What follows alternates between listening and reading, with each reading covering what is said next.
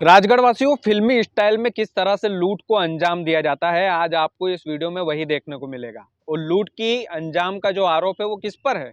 राजगढ़ के जिम्मेदार अधिकारियों पर। उसमें कलेक्टर, एडीएम, एसडीएम, पटवारी जैसे जिम्मेदार अधिकारी भी शामिल है। इन लोगों ने किस तरह से फिल्मी स्टाइल में लूट को अंजाम दिया है वो आपको इस वीडियो में बताते हैं। बात कुंडालिया डैम की है। कुंडालिया डैम करोड़ों रुपए की लागत से बना, राजगढ़ जिले की धरती के किसानों के लिए बना। अच्छी बात है, सरकार को उसका श्रेय मिलना चाहिए। लेकिन जैसे ही कुंडालिया डैम की जो घोषणा है वो सरकार करती है, उसके बाद मुआवजे की घोषणा करती है कि भैया परिवारों को जो है पुनर्वास की जरूरत तो होगी, क्योंकि अगर डैम बनेगा तो गांव के गांव उजड़ जाते हैं। तो फिर सरकार ने बोला कि भैया एक व्यक्ति पर 5 लाख रुपए की घोषणा हम करते हैं। एक परिवार में एक व्यक्ति को 5 लाख मिलेंगे, बस शर्त ये होनी चाहिए कि वो बालिग होना चाहिए, 18 साल से ऊपर का होना चाहिए। अब सोचना राजगढ़ के जो अधिकारी लोग हैं उनका दिमाग कितना दौड़ा है इसमें, और किस तरह से फिल्मी स्टाइल में कुंडालिया बांध में इन्होंने घोटाले को अंजाम दिया।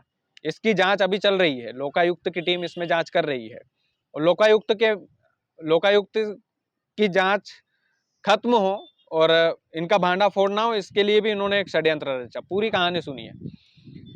क्या हुआ कि 5 लाख रुपए की घोषणा की सरकार ने, केंद्र सरकार ने, कि भैया एक परिवार में कितने ही व्यक्ति हो, 10 व्यक्ति होंगे, 18 साल के ऊपर के होंगे तो 10 को 5-5 लाख दिए जाएंगे, यानी 50 लाख रुपए उस परिवार को मिलेंगे। 20 होंगे तो 1 करोड़ मिलेंगे, 40 होंगे तो 2 करोड़ मिलेंगे। प्रत्येक व्यक्ति पर, बालिग जो व्यक्ति है उसके ऊपर 5 लाख रुपए उसको मुआवजा दिया जाएगा, सरकार की तरफ से दिया जाएगा। उसके बाद में काम शुरू हुआ, मुआवजा देने का काम शुरू हुआ। तो एक ही गांव के 117 नाबालिग बच्चों के अधिकारियों ने लिस्ट बनाई। सुनना किस तरह से इन्होंने घोटाला किया।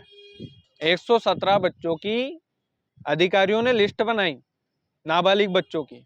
उनके आधार कार्ड उनसे लिए, बैंक पासबुक लिए, उनका बकायदा जिनका खाता था वो तो था, नहीं था तो खाता खोला, और आधार कार्ड में उन नाबालिग बच्चों की उम्र बढ़ाकर 18 साल की, 18 साल से ऊपर की, ताकि सरकार का मुआवजा उनको मिल सके। बैंक पासबुक वगैरह इन लोगों ने पहले ही लेके रख ली।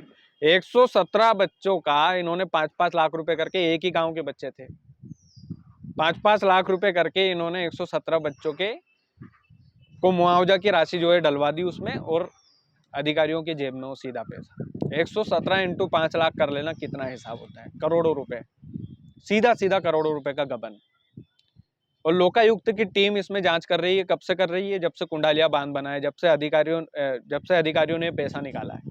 लोकायुक्त तक मामला पहुंचा क्योंकि करोड़ों रुपए का गबन का मामला था भाई, तो फिर जाहिर सी बात है जांच तो उसमें होना था।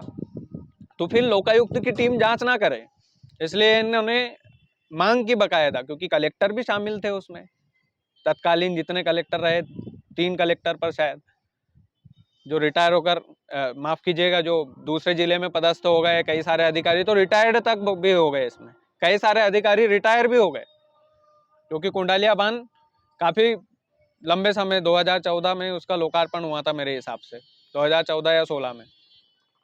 तो जब से जांच ही चल रही है। अब ये जांच कब तक चलेगी? जब तक मामला ले दे के खत्म नहीं हो जाएगा, जब तक चलेगी क्या? या इस जांच में जो दोषी होंगे, चाहे वो सरकारी अधिकारी हो, कितने ही बड़े हो, चाहे कलेक्टर पर आरोप हो, तो क्या कलेक्टर साहब भी जेल भेजेंगी क्या सरकार? या मुख्यमंत्री डॉक्टर मोहन यादव जो नए नवेले मुख्यमंत्री है, फुल फॉर्म में चल रहे हैं, क्या इस मामले में, कुंडालिया बांध के घोटाले के मामले में वो इंटरफेयर करेंगे? क्या इसकी जांच भी निष्पक्षता से करवाएंगे? क्या सरकार के अंडर में जो काम कर रहे हैं अधिकारी, जो इस तरह का घोटाला का जिनके ऊपर आरोप है, क्या उनको जेल भेजेंगे? ये तमाम सारे सवाल है। ये जो खबर है ये बड़ी इंटरेस्टिंग थी और बहुत बड़ी खबर थी। ये कोई छोटा मोटा मामला नहीं था। आप सोचिए, 117 बच्चों को बालिग कर दिया इन लोगों ने। सबसे बड़ा गैरकानूनी काम तो यही किया कि आप आधार कार्ड में किसी की उम्र कैसे बढ़ा सकते हो। 5 लाख रुपए एक व्यक्ति के ऊपर थे, मामला बड़ा था। 117 नाबालिगों को बालिग करके इन्होंने लीगल तरीके से 5 लाख रुपए केंद्र सरकार का जो मुआवजा था वो लीगली निकाल करके इन लोगों की जेब में रखने का आरोप। जांच इसमें अभी भी चल रही, जांच पूरी नहीं हुई है, लेकिन जांच पूरी होना चाहिए, क्योंकि वो जनता का पैसा था, किसी अधिकारी का अधिकार नहीं था कि भैया। और खिलवाड़ उन बच्चों के साथ भी जिनकी उम्र इन्होंने बढ़ाई। कितना बड़ा अपराध आपने सरकारी कुर्सी पे बैठ के जो है कर रहे हैं आप लोग। कितना बड़ा अपराध किया, काफ़ी सारे तो रिटायर्ड हो गए, पेंशन खा रहे हैं अधिकारी उनमें से, काफ़ी सारे दूसरे जिले में पदस्थ हो गए, काफ़ी सारों पर आरोप है। और क्योंकि अधिकारियों पर ही आरोप था तो अधिकारियों ने पूरी कोशिश की कि पुलिस के पास ये मामला चला जाए, पुलिस टीम इसकी जांच कर ले और ले दे के मामला ख़त्म हो जाए। लेकिन इस तरह की जो चीज़ें हैं वो शायद कानून से बड़ा तो फिर कोई नहीं है। लेकिन कब तक जांच होगी इस घोटाले की, कब तक इसकी रिपोर्ट तैयार हो जाएगी, क्योंकि काफ़ी लंबा समय हो गया है, इस घटनाक्रम को ही काफ़ी लंबा समय हो गया है।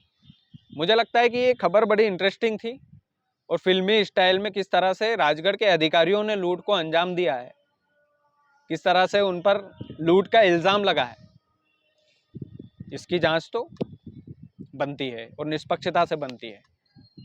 तो देखते हैं भाई साहब कब तक सरकार जांच करवा लेगी, क्या मुख्यमंत्री जी इसमें इंटरफेयर करेंगे कि नहीं करेंगे। ये तो तमाम सारे सवाल है, सवालिया निशान है और सवाल जो है बनते भी हैं। बाकी ये हमारा मारो राजगढ़ चैनल जो राजगढ़ के हित की खबर हमेशा दिखाता है, आप इसे सब्सक्राइब भी कीजिएगा।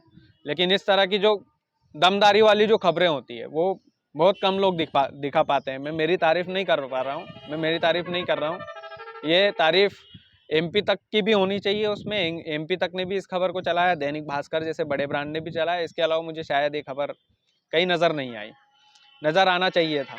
इतना बड़ा घोटाला जिले के कुंडालिया बांध में यदि कोई अधिकारियों की गैंग यदि कर रही है तो फिर उम्मीद किससे करें, इंसाफ की, आम जनता। सबसे बड़ा सवाल यही है। बाकी आप वीडियो को मुझे लगता है कि गंभीरता से सुने होंगे तो आपको समझ में आया होगा। पूरी फिल्म बस ये है कि नाबालिगों को 5 लाख रुपए प्रति व्यक्ति नहीं दिया जा रहा था, इसलिए उनको बालिग किया गया। उनके आधार कार्ड में उनकी जन्म तारीख को बढ़ाया गया, 18 साल से ऊपर या 18 साल का किया गया। 5 लाख रुपए उनके खाते में डलवाए गए और बाकायदा हजम कर लिए गए। और इसकी जांच लंबे समय से चल रही है, अब तक पूरी क्यों नहीं हुई, इस पर सवाल तो बनता है। और सवाल पूछेंगे हम, सवाल पूछेगी जिले की जनता और आपको जवाब देना पड़ेगा। और क्योंकि जवाब इसलिए देना पड़ेगा क्योंकि वो आपका पैसा नहीं था सर, हम टैक्स भरते हैं, उसका पैसा था। टैक्स भरती है आम जनता, उसका पैसा था।